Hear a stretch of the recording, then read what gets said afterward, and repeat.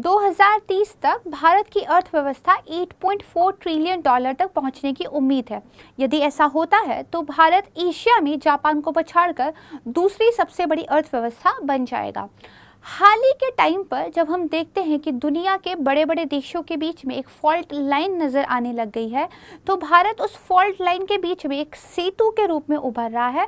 भारत ने अपनी नेविगेट करने की क्षमता को बहुत ज़्यादा बढ़ाया है। हाल ही में संपन्न जो यूनाइटेड नेशन जनरल असेंबली थी, वहाँ पर भारत ने एक वैश्विक लीडर के रूप में अपनी उभरती हुई छवि को और भी ज़्यादा पुख्ता किया है। चाहे प्रेसिडेंट बाइडन हो या फिर फ्रांस के मैक्रो हो या फिर रूस हो, सबने ही भारत की लीडरशिप क्वालिटी को मान्यता दी है और अन्य देशों ने भी भारत ने महामारी के समय में एक मदद का जो हाथ बढ़ाया था उसकी प्रशंसा की है। डेवलपिंग और डेवलप्ड नेशंस के बीच में भारत एक सेतु, एक ब्रिज के रूप में उभर कर आ रहा है।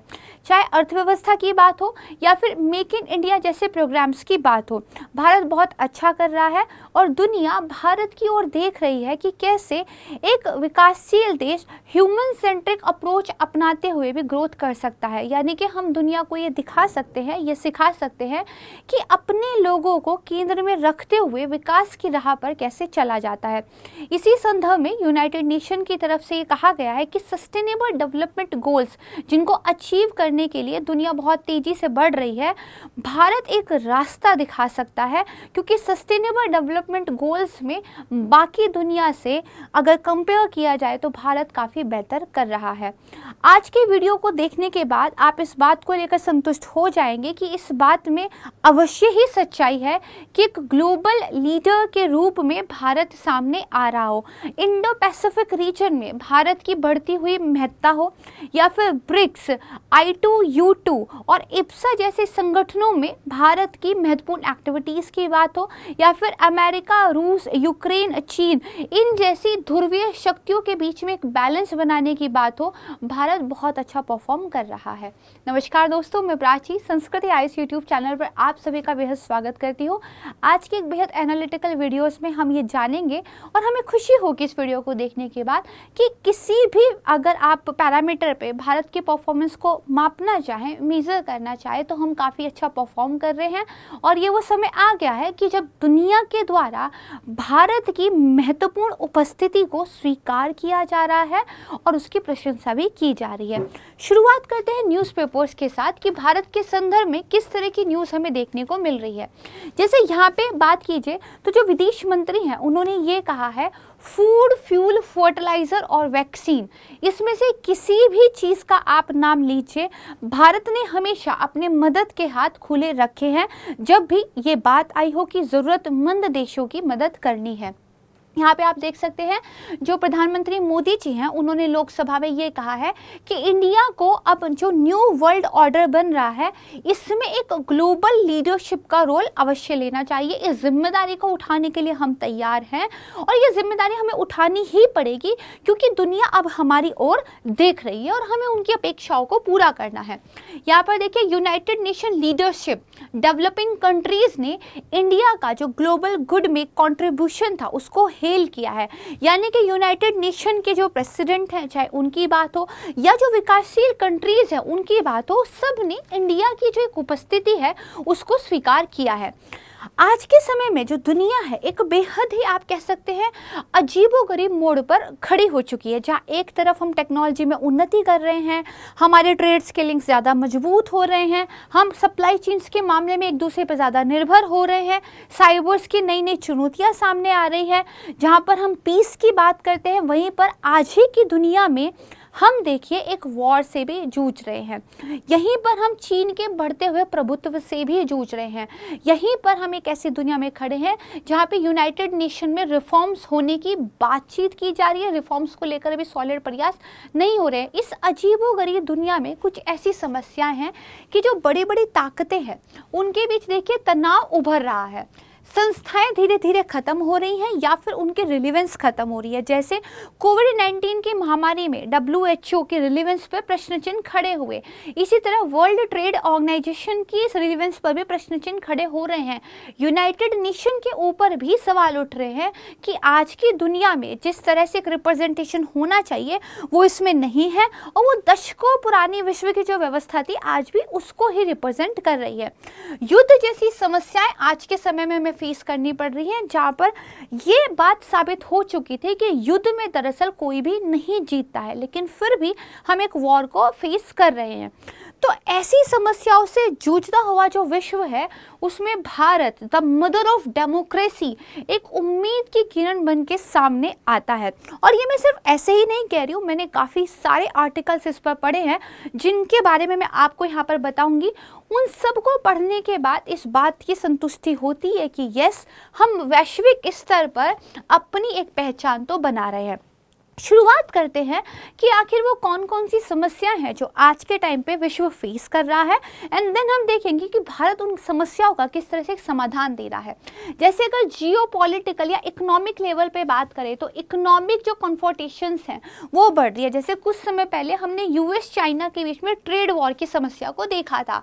प्रोटेक्शनिज्म बढ़ रहा है ट्रेड और इन्वेस्टमेंट की अगर हम बात करें तो, जैसे मेक अमेरिका फर्स्ट, ये जो है वहाँ के डोनाल्ड ट्रंप ने एक नारा दिया था जहाँ पे ये हो गया था कि जो रोजगार है, जो रिसोर्सेज है वो पहले उस देश के लोगों के लिए होने चाहिए। ट्रेड को लेके एक संरक्षणवाद हमें दिखाई दे रहा था। तो ये समस्या है। रिसेशन का एक दौर देखिए आने की बात चल रही है। यूरोप में मंदी का असर है, यूनाइटेड किंगडम में इस बात को लेकर चिंता दिखाई दे रही है।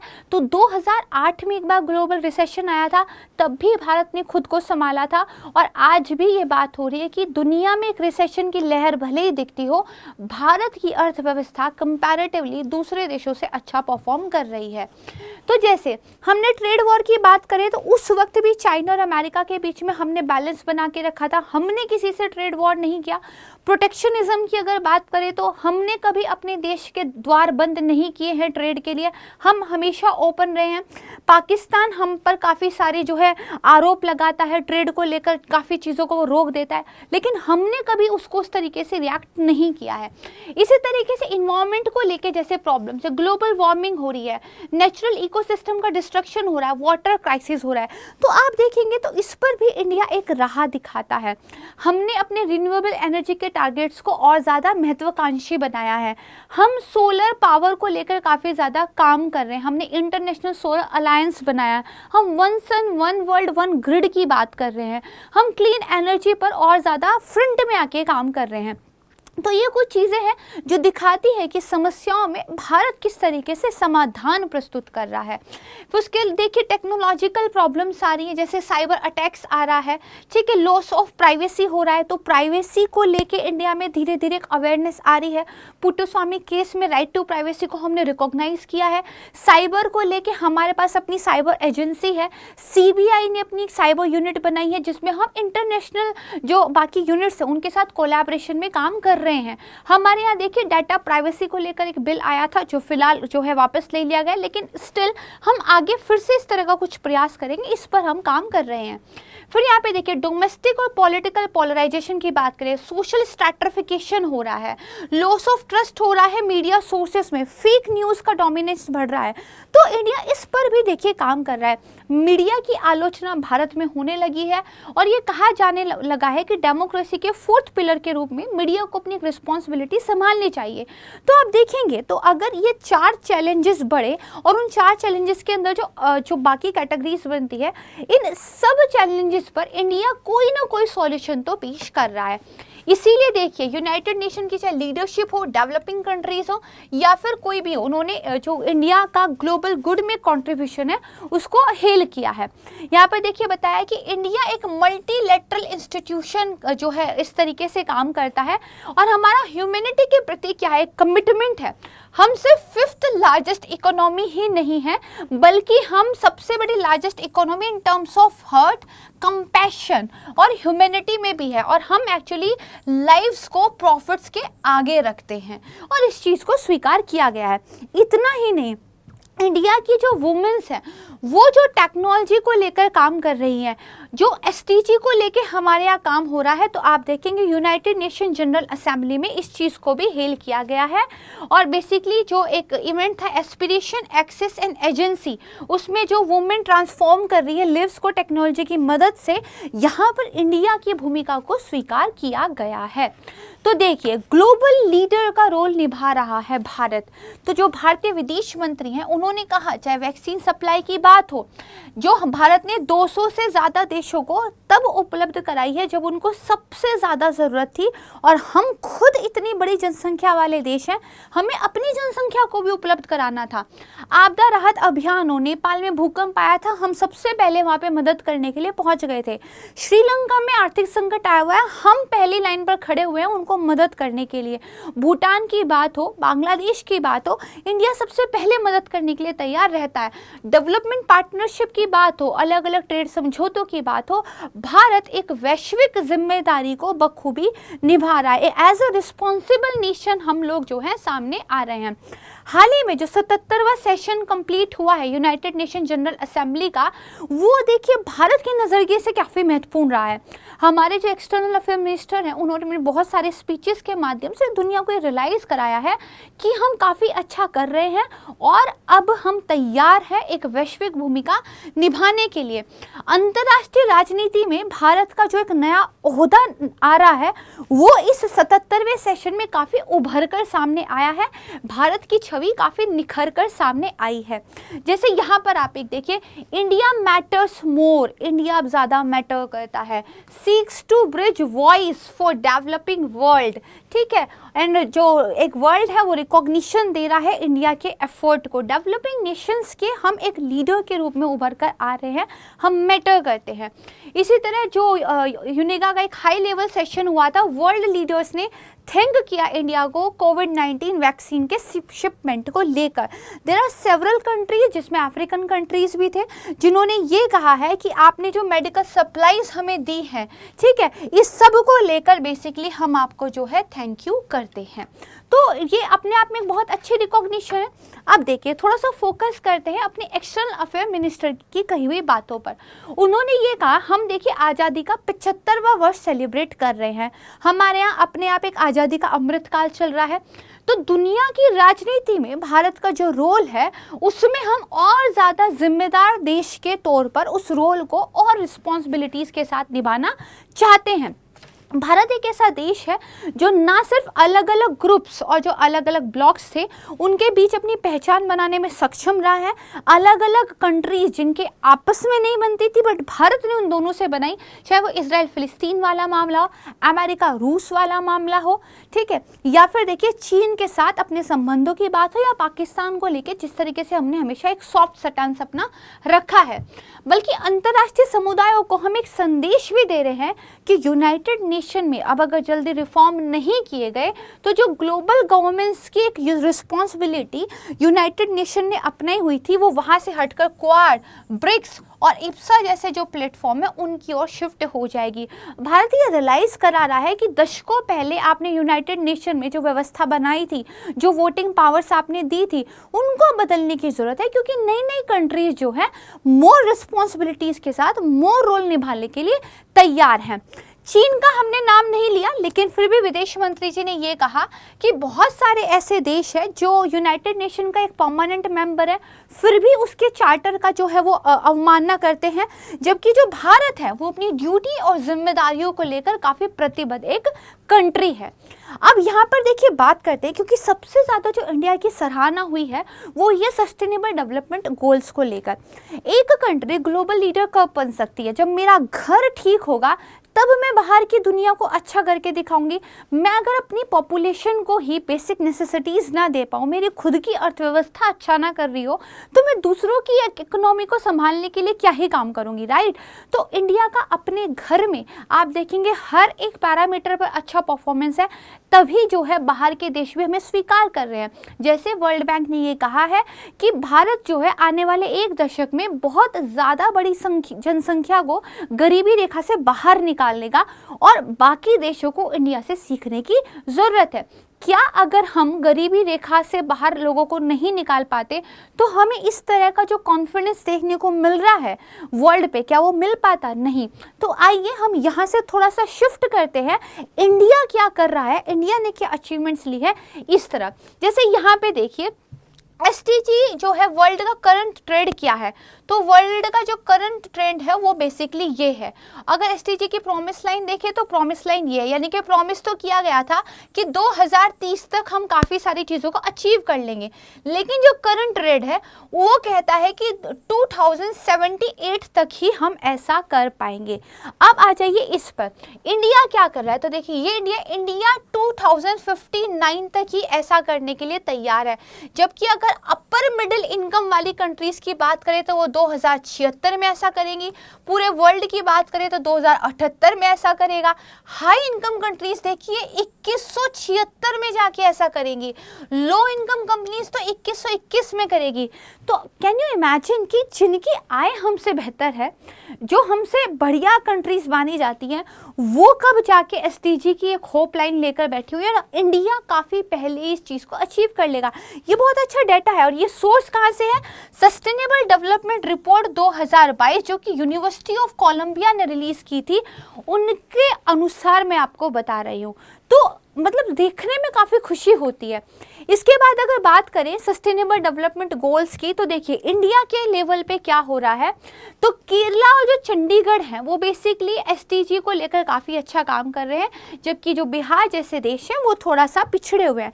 तो हमें इससे चीज़ सीखने को मिलती है एज अ नेशन, अगर हम इंटरनेशनल लेवल पर अच्छा प्रदर्शन कर रहे हैं तो हमें अपनी कंट्री के अंदर भी लेवल प्लेइंग फील्ड बनानी होगी। ये जो टॉप 12 स्टेट्स हैं जो एसडीजी पर अच्छा काम कर रहे हैं, और ये जो हमारे बॉटम 5 स्टेट्स हैं जो नहीं कर रहे, इनको इनके बराबर लाना होगा, क्योंकि हमारी पूरी ही कंट्री डेवलपमेंट करेगी तभी हम ग्लोबल लीडर के रूप में अपने आप को एस्टैब्लिश कर पाएंगे। अगर अपने घर में ही समानता नहीं होगी आय को लेकर, अलग अलग सोशल पैरामीटर्स को लेकर, तो थोड़ी सी मुश्किल हो जाएगी। अब यहाँ पर देखिए एक आर्टिकल आया था, ये 2022 में ही आर्टिकल सितंबर में आया था, जिसमें एक्सप्लेन किया गया था कि इंडिया की जो इकोनॉमी है वो एक्चुअली मोर रिजिलियंट कैसे है वर्ल्ड की अपेक्षा, यानी कि विश्व की अर्थव्यवस्थाओं की अगर बात करें तो उसके कंपैरिजन में भारत की अर्थव्यवस्था कैसे अच्छा काम कर रही है।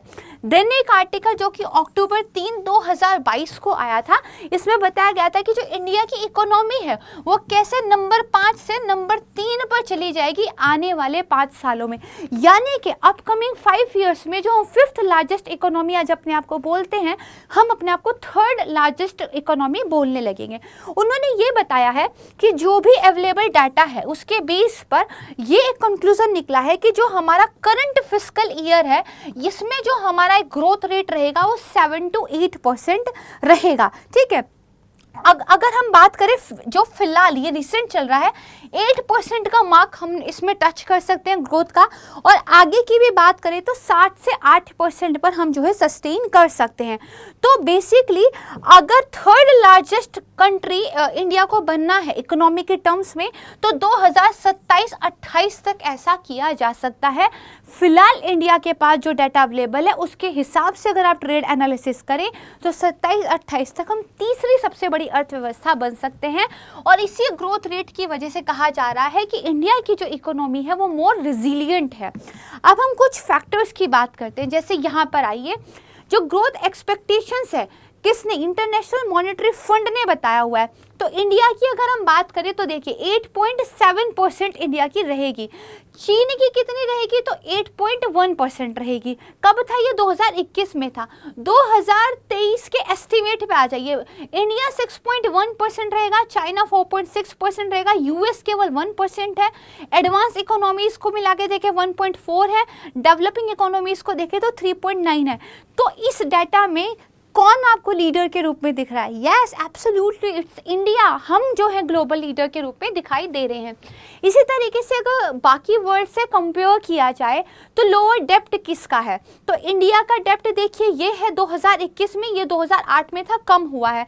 चाइना का देखिए तो बहुत बड़ा है, यूएस का भी बड़ा है, एडवांस इकोनॉमीज और डेवलपिंग इकोनॉमीज का भी बड़ा है, यानी कि हमारे पास कर्जा भी कम है। अगर बात करें total credit to non financial sectors की, पहले के कंपैरिजन में कम उधारी और उसके अलावा भी कम उधारी। अब देखिए हम वर्किंग पॉपुलेशन की बात करते हैं। भाई हम अपने आप को मैन्युफैक्चरिंग हब बनाने की बात कर रहे हैं। मैन्युफैक्चरिंग हब बनाने के लिए कुशल कार्यबल हमारे पास होना चाहिए, यूथ होना चाहिए, एनर्जेटिक यूथ, एम्बिशियस यूथ, जिसके पास एनर्जी हो, एम्बिशन हो, स्किल्स हो, वही तो जाके मैन्युफैक्चरिंग इंडस्ट्री को आगे लेके जाएगा। तो जैसे जैसे दुनिया बूढ़ी हो रही है, भारत के पास देखिए जो वर्किंग एज पॉपुलेशन है वो काफ़ी बेहतर है। जैसे यहाँ पे आप देखेंगे इंडिया कहाँ पे है, तो ये जो आपको लाइट ब्लू कलर का दिख रहा है ये आपके पास है, ठीक है। High income countries China, United states of America के साथ आप कंपेयर करेंगे तो आपको बताया जा रहा है कि जो ratio of working age population का नॉन वर्किंग एज रेशियो से पॉपुलेशन से है, तो इंडिया का धीरे धीरे देखिए कम होकर यहाँ आ जाएगा।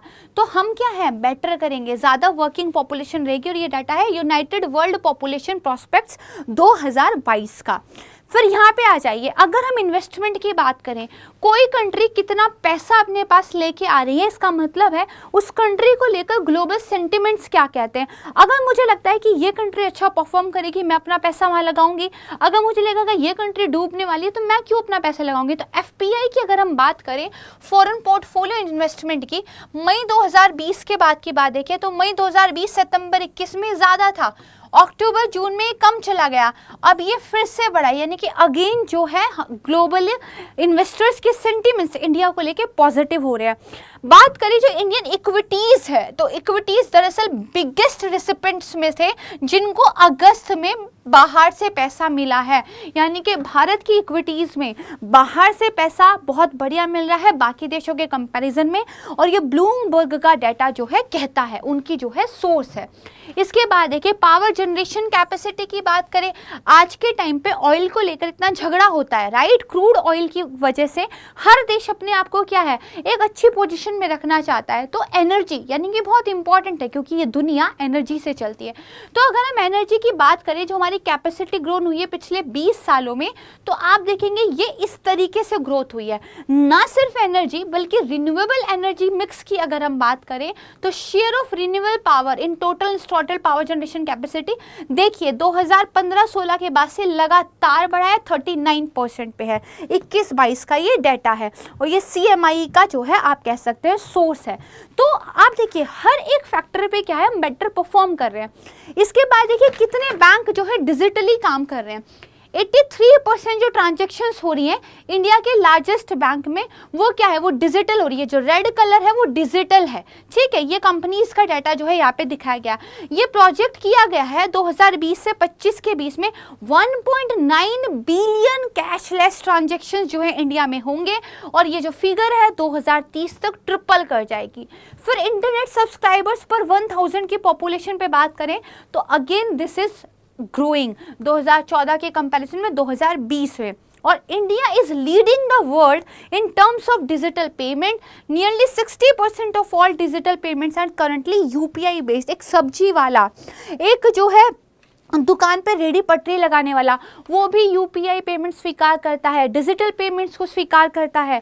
तो we can show the world कि देयर इज़ अ वे कि आप अपनी जनसंख्या को कैसे डिजिटलाइज कर सकते हैं बहुत सिंपल मॉडल्स के साथ, राइट।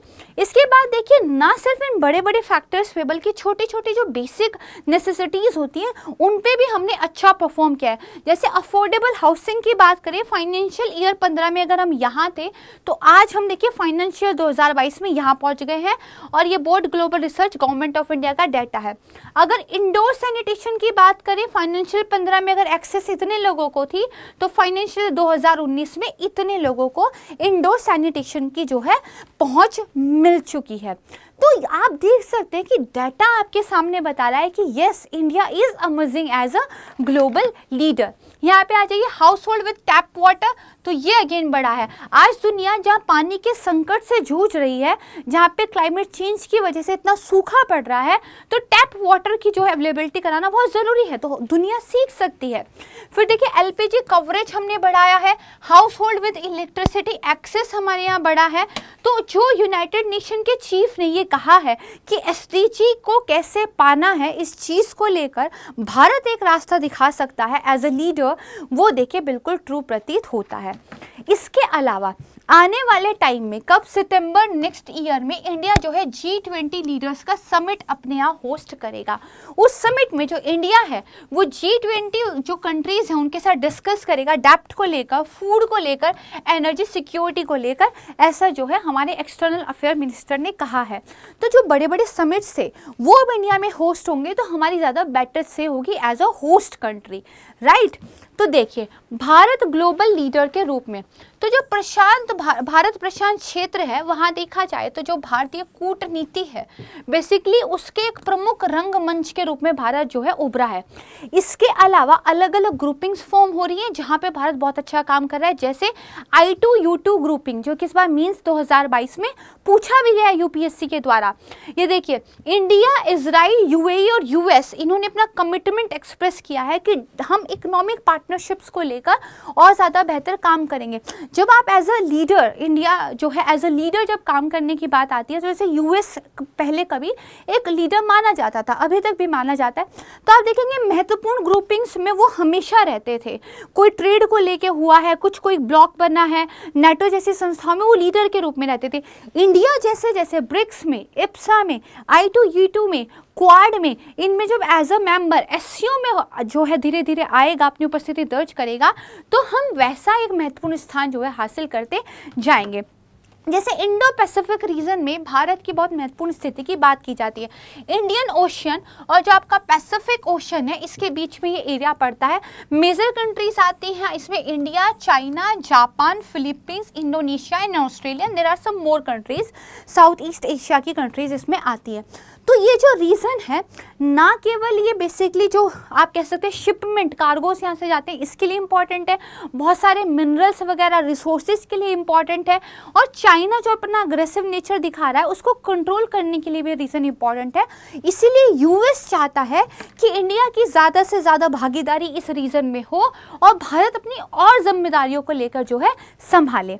अब देखिए जब आपने इस टेक्नोलॉजिकल युग में आगे बढ़ना है तो आपको हमेशा कुछ नवाचार करना पड़ेगा, इनोवेशन करना पड़ेगा, और भारत का जो स्टार्टअप वाला सेक्टर है वो काफ़ी अच्छा ग्रोथ कर रहा है। काफ़ी सारी यूनिकॉर्न कंपनीज इंडिया के पास है और ये चीज़ जो है डाटा में भी दिखाई देती है। जैसे स्टार्टअप इकोसिस्टम, नवाचार के लिए भी ग्लोबल हब बन रहा है भारत।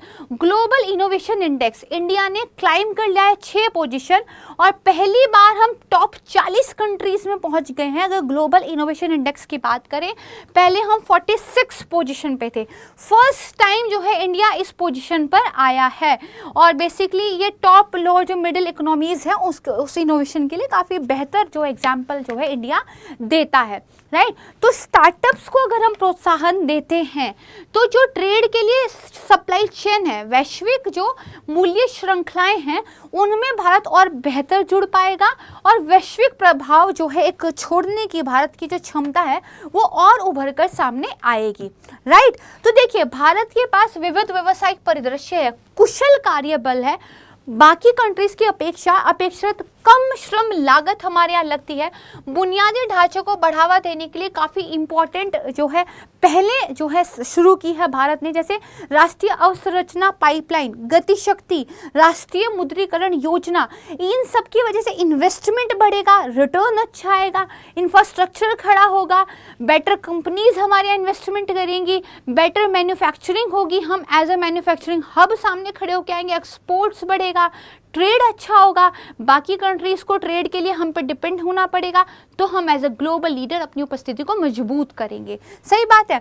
और मैन्युफैक्चरिंग ग्लोबल चैंपियन बनने के लिए जो प्रोडक्शन लिंक्ड इंसेंटिव स्कीम्स है हमारी PLI, इसमें भी देखिए सरकार काफ़ी महत्वपूर्ण काम जो है कर रही है, राइट। इसके अलावा डिफेंस में भी हम काम कर रहे हैं।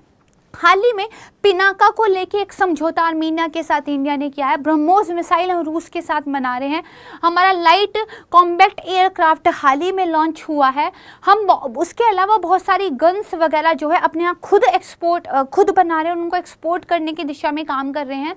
इंडिया ने डिफेंस में काफ़ी सारा रिफॉर्म किया है। चौथी सबसे बड़ी सैन्य शक्ति हम माने जाते हैं।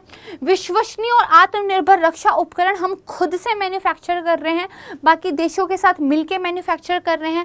भारत का जो मिसाइल विकास कार्यक्रम है वो एक जो है उपलब्धि है अपने आप में। तो डिफेंस के मामले में भी देखें तो इंडिया चौथी सबसे बड़ी सैन्य शक्ति, तो अपने आप में हम क्या है, एक ग्लोबल लीडर वाली पोजीशन पे धीरे धीरे पहुंच रहे हैं। अब देखिए, ये तो हुआ कि इंडिया वास्तव में अच्छा कर रहा है, लेकिन विश्व को एक और बेहतर रास्ते पे ले जाने के लिए, वैश्विक व्यवस्था को आकार देने के लिए भारत और क्या कर सकता है। तो देखिए, हम क्या है, हम एक उदार लोकतांत्रिक देश हैं, तो हम दुनिया को ये सिखा सकते हैं बिना तानाशाही के, लोकतंत्र के साथ लोगों को बीच में रखकर जो है विकास किया जा सकता है, ये हम सिखा सकते हैं। वर्ल्ड बैंक ने कहा है 1 दशक के भीतर हम अपनी अंतिम 10% आबादी को भी अत्यधिक गरीबी रेखा से बाहर निकाल सकते हैं और दुनिया को इससे सीखना चाहिए। IMF के अध्ययन ने कहा है कि सरकारी हस्तक्षेप ने जो कोविड-19 महामारी था, इस दौरान 800 मिलियन लोगों को जो है मुफ्त अनाज जो दिया था, राशन, वो दुगना दिया था। तो ह्यूमैनिटीज को लेकर, पीपल सेंट्रिक अप्रोच को लेकर, people first, lives first, development behind, मतलब पहले जिंदगियां आनी चाहिए, डेवलपमेंट या ग्रोथ बाद में हो सकती है, पहले जिंदगियों को बचाओ। इस कॉन्सेप्ट को लेके हमने जो कोविड में काम किया है, ये जो हमारी अप्रोच थी, ये पूरे विश्व पर जो है सराही गई है। तो हम जो कई चरम सीमाएं हैं, जैसे आपको दिखाई दे रहा है चीन, रूस एंड इंडिया, ठीक है, इसी तरह रूस, इंडिया एंड अमेरिका, इसी तरह फिलिस्तीन, India and Israel, Armenia, Azerbaijan and India, ऐसे बहुत सारे ग्रुपिंग्स हैं जहाँ पे भारत एक सेतु, एक ब्रिज के रूप में जो है सामने आ रहा है। दुनिया के 2 सबसे जो गतिशील क्षेत्र है, यूरेशिया वाला और जो आपका गैर प्रशांत क्षेत्र है, उसके चौराहे पर भारत जो है खड़ा है। तो भारत देखिए गैर हस्तक्षेपवादी नीति रखता है, बहुपक्षीय दृष्टिकोण रखता है, बहुध्रुवीय दुनिया के बारे में बात करता है। गैर हस्तक्षेप मतलब हम आपके आंतरिक मामलों में इंटरफेयर तो बिल्कुल नहीं करेंगे, हमें कोई मतलब नहीं है कि आप अपने अफेयर्स को कैसे मैनेज करते हैं, माइंड योर ऑन बिजनेस पे हम चलते हैं। लेकिन दुनिया जो है मल्टीपोलर होनी चाहिए, किसी एक या 2 देशों के पास शक्ति सारी इकट्ठी नहीं होनी चाहिए। बहुपक्षीय दृष्टिकोणों, काफ़ी सारी चीज़ों को लेकर जो है एक साथ दुनिया चले, इसको लेकर भारत काम करता है।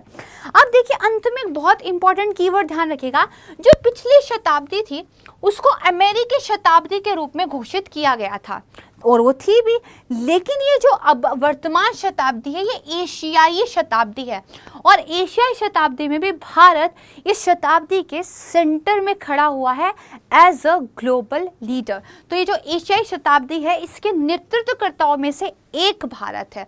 तो भारत एक वास्तविक लोकतांत्रिक प्रक्रिया, शांतिपूर्ण सह अस्तित्व के कॉन्सेप्ट को रखते हुए भी नई विश्व व्यवस्था में एक अग्रणी भूमिका निभाएगा, और हम दुनिया को यह सिखाएंगे कि शांति के साथ विकास और मानवों के जीवन को सामने रख के वृद्धि, ये सब कैसे एक साथ अचीव किया जा सकता है।